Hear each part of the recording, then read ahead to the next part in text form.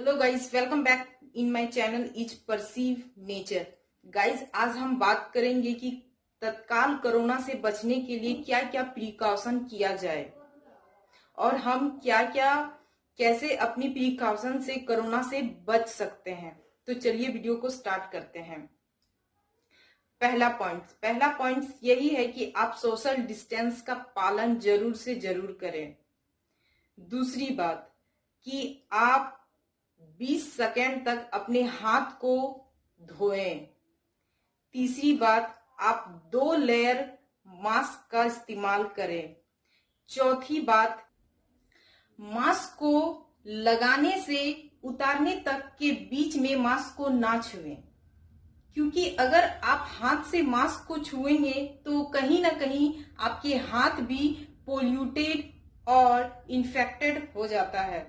फिर आप उसे मुंह में या फेस में छुएंगे तो उससे क्या होगा, हमारे बॉडी में वो इन्फेक्टेड होने की चांसेस ज्यादा बढ़ जाती है। और एक महत्वपूर्ण बात यह है कि वैसी जगह स्पर्श ना करें जहां पे लोगों का स्पर्श करना संभव है, क्योंकि एक बार संक्रमित लोगों के द्वारा छुए जाने के बाद वह जगह 3 से 4 घंटे तक कोरोना एक्टिव रहता है। छठा ये है कि आप ताजा खाना खाएं, ताजा और गर्म खाना खाएं, गर्म पानी पिए। उसके अलावे आप वैसा सैनिटाइजर का इस्तेमाल करें जिसमें 80% अल्कोहल पाया जाता हो। तो आप जब भी सैनिटाइजर खरीदे तो ये जरूर चेक करें। कोशिश करें ज्यादा से ज्यादा कि आप अभी ऑनलाइन परचेज ना करें।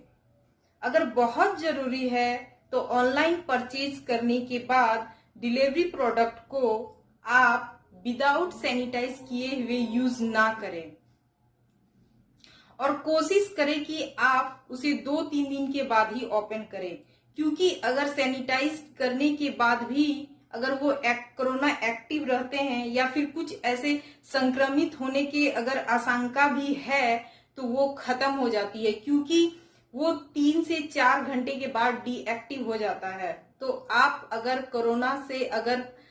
कोरोना के समय में अगर आप ऑनलाइन परचेज करते हैं तो प्लीज इस बातों का ध्यान रखें।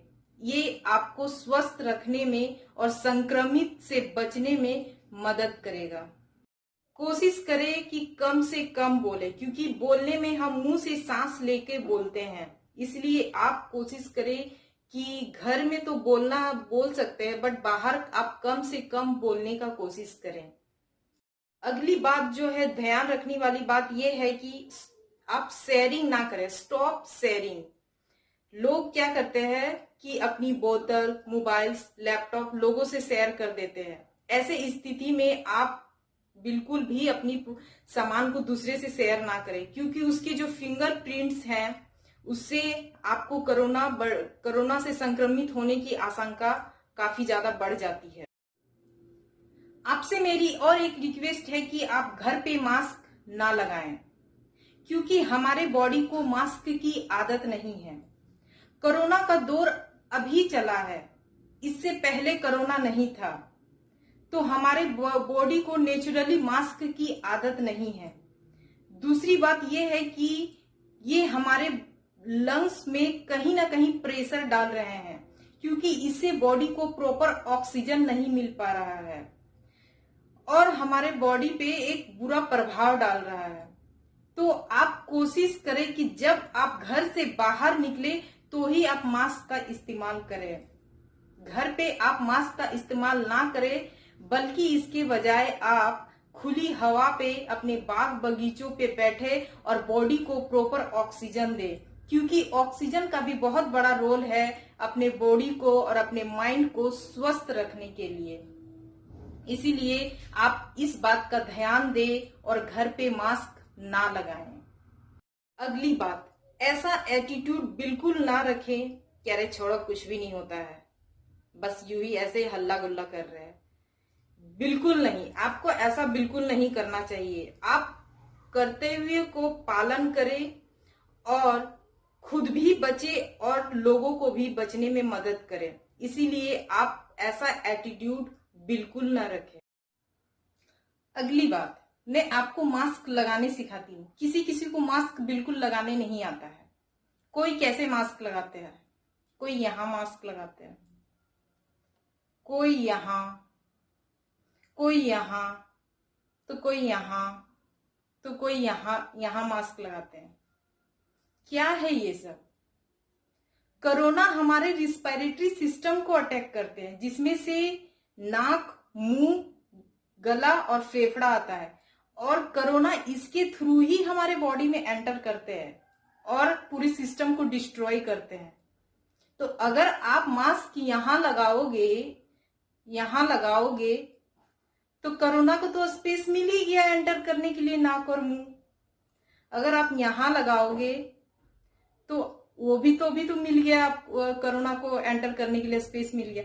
तो आप इस चीज को समझिए कि कोरोना हमारे रिस्पिरेटरी सिस्टम को अटैक कर रहा है और हमें नाक और मुंह दोनों को बचाना है, और कुछ ऐसे लगाना है जिसमें से प्रॉपर नाक और मुंह ढका रहे। ऐसे हमें मास्क लगाना है, ना कि आप उल्टे पुल्टे जगहों पे लगाओ। जरा सोचिए कि कोरोना से 22 से 23 लाख के पेशेंट बढ़ चुके हैं भारत में। ऐसे स्थिति में अभी भी लापरवाही बरती जाए तो दिन ब दिन कोरोना के पेशेंट और भी बढ़ते जाएंगे और भारत की स्थिति और भी बदतर होती जाएगी। लास्ट और सबसे महत्वपूर्ण बात यह है कि रास्ते पे ना थूके और अपने घर के कचरे को बाहर ना फेंके। बंद करें ये सब करना, क्योंकि अपने आप के साथ आप दूसरों का भी ध्यान दें। अपनों के लिए ना सही, उन गरीबों के बारे में सोचिए जो कोरोना के कारण बेरोजगार हो गए हैं। जरा सोचिए उन छोटे मासूम बच्चों को जिन्हें खाने तक नहीं मिल पा रहा है। अगर ये लगातार ऐसी स्थिति बनी रही तो लोग कोरोना से कम बेरोजगार और भूख से ज्यादा मरेंगे। जरा सोचिए कि ये स्थिति सुधारना है या ऐसे ही स्थिति को बनाए रखना है। अगर आप सुधरेंगे तो ना जाने आप हजारों लाखों गरीबों के जान को आप बचा पाएंगे और उसे स्वस्थ रख पाएंगे।